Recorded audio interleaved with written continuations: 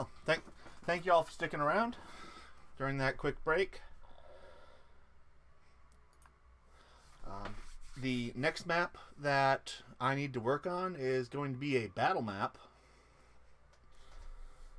Shown here, we've got, trees, bushes, stumps, a road with a wagon, which I think I'm actually going to leave the wagon out so that when I add it to Roll20, I can use one of the Roll20 assets to add the wagon and the ox. Because then I'll be able to allow the players to move them should they choose to during the battle, rather than just having them stationary on the background.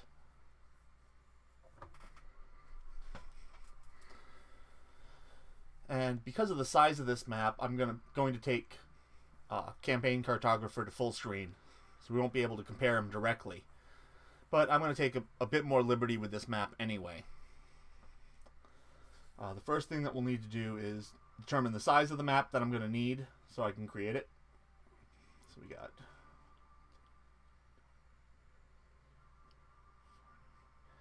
50 wide,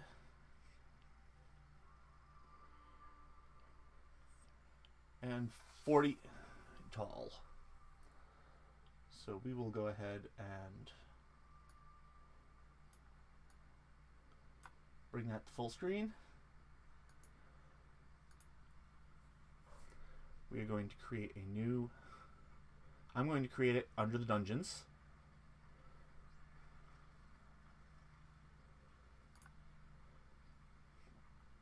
And you can see I've got a lot of options I can use for basic styles of maps. Just on John Roberts' inked dungeons for a more classic look.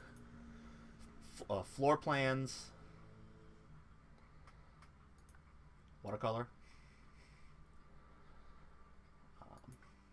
We've got some battle map options here. Let's see. Got this dungeon style. Oh, definitely not that one. I will say that I am very fond of the Schley set for the Dungeons of Schley and the Forlorn Cottage, which, looking at it, I think I'm going to go with the Forlorn Cottage for this map.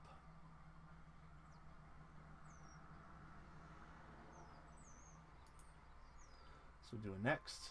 It's going to prompt for our dimensions, which is 50 by 40. This is going to be the second module and the first map. I'm not being overly creative here. To select the general map background, I don't want plain earth. I want some grass. So I can do dark green grass or a lighter grass. I think I'm going to go with grass normal for this one. And we'll just go ahead and hit finish. Prompts for where to save it. I'm going to come up here. Digging through my immense file structure, Hoarfrost Journeys. And we are in number 2. And we'll start the map saving there. And we've got our base map laid out with grass. Just to make sure that's as clear as it could be. Something I learned is under display speed settings.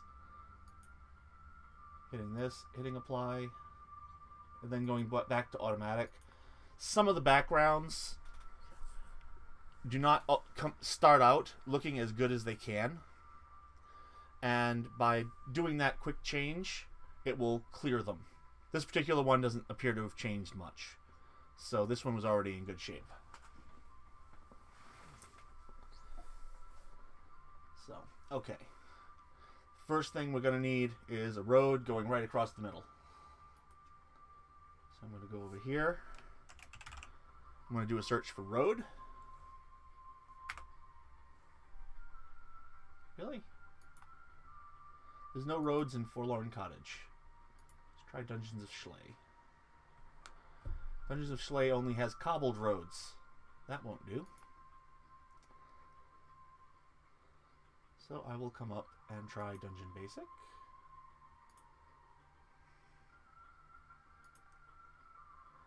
It's just a brown dirt road. Not very pretty. I know one of these has a better road.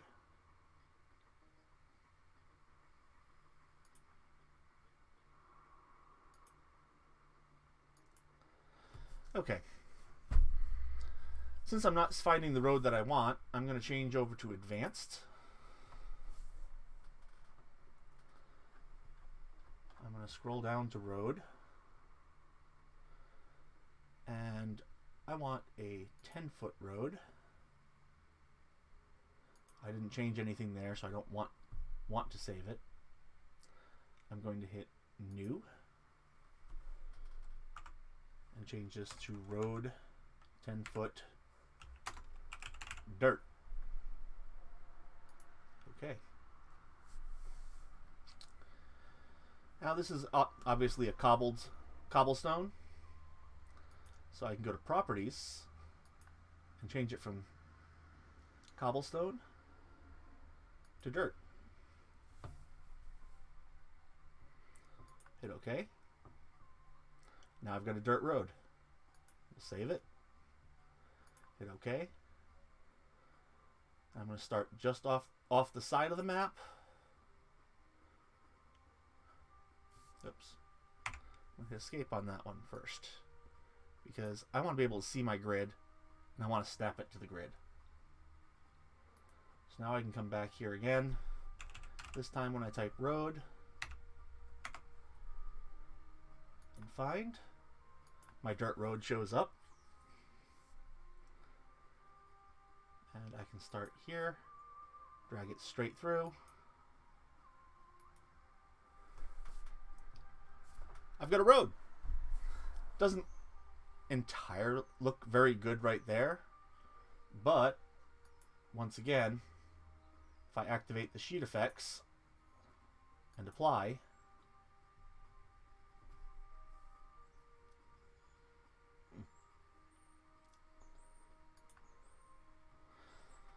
our road doesn't have any effects on it. That's a problem. So we're going to add an edge fade.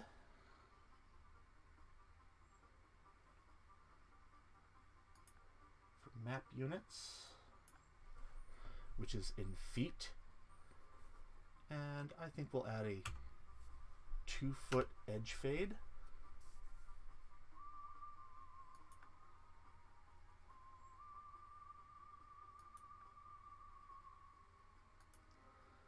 And we're also going to add an inner fade. 8 units. We'll see. I'll give that a shot and we'll see how it looks. Well, our road just disappeared. Way too much. So let's drop this out to 2 feet and apply. Now, our road looks like it blends in a lot better.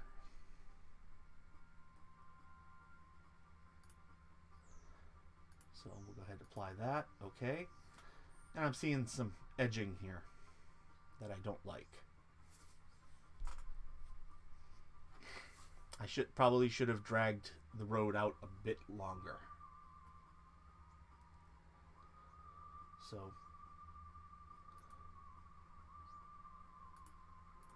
I am first going to erase this road.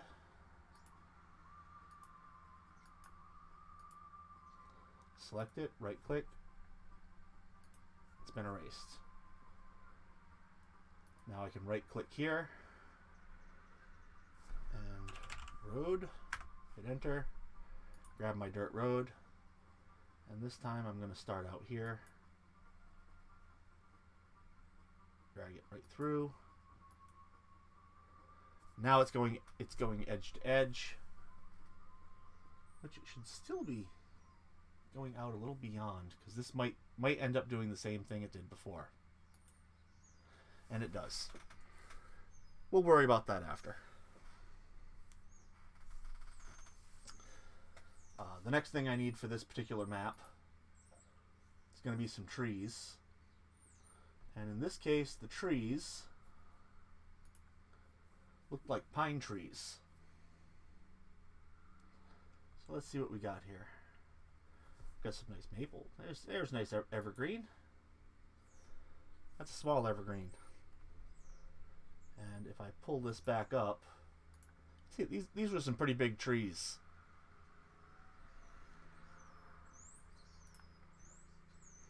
So holding down the control key, we can blow them up. You know, this tree, while I like the tree, doesn't look right on this map. I'm going to switch back to the Schley options, which are here, and see what we've got. We've got bushes, we've got trees, a vegetable, though it looks a little like a pine tree to me.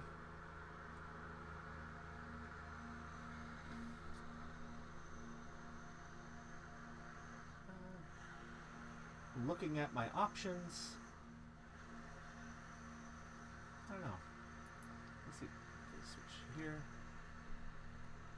I think I'm going to go ahead and use the large bush. That's a bit bigger than I need. So we're going to drop it down to about this size. And we're going to drop one here, one here on the edge, one down here in the corner, another one. And you notice that this is cycling through. Again, this is an automatic option that's available.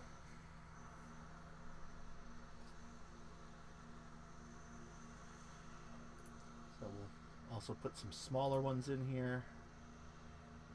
We can stack them up a little.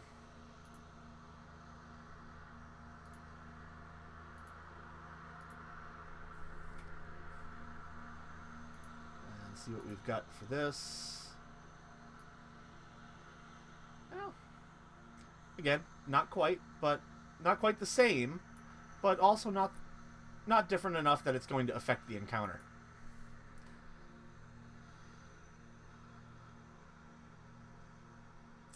And unfortunately, I don't appear to have a stump in this set. Does there happen to be one here? No. Don't have one in debris. So we'll come here. Logs and stumps. Let's see if we can find a stump that looks pretty good here.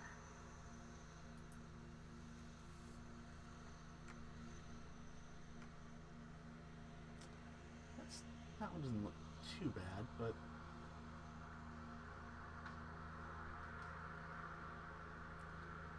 let's see if I've got a better option.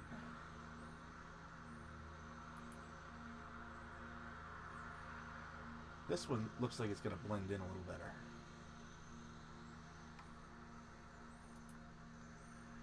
Ooh, that faded way out. Not good. So we'll kill that one. Let's try this one. Increase the size a little bit. Drop it there. Drop this one here. And put one there.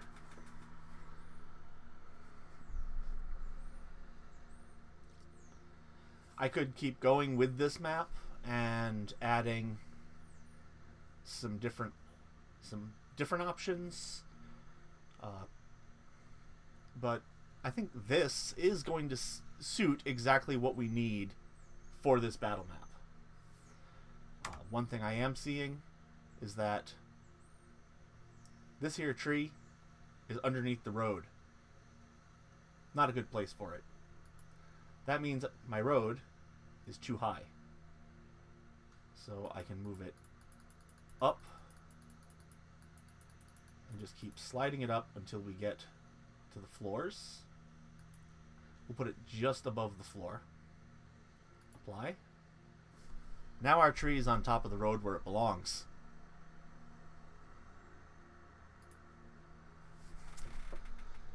And so, as you can see, whereas the last map took me an hour and a half, I just created this battle map in 15, 20 minutes. It's a good looking map. It's going to serve its purpose. It's ready to go. So I can go ahead and save this one. And then I will do a file save as. Save it out as a JPEG. This time it actually selected the right folder. I think. Yes. And we will save.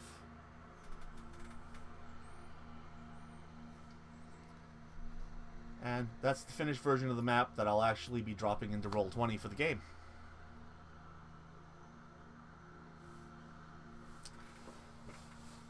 You can see having these tools can let you make very professional looking maps very easily.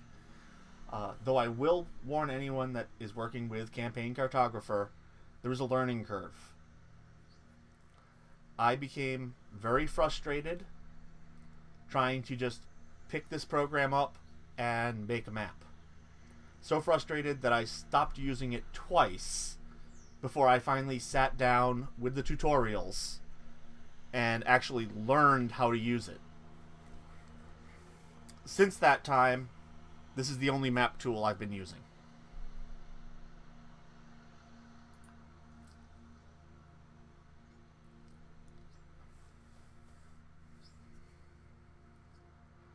So now I'm going to bring these forward. We'll see what the next map is.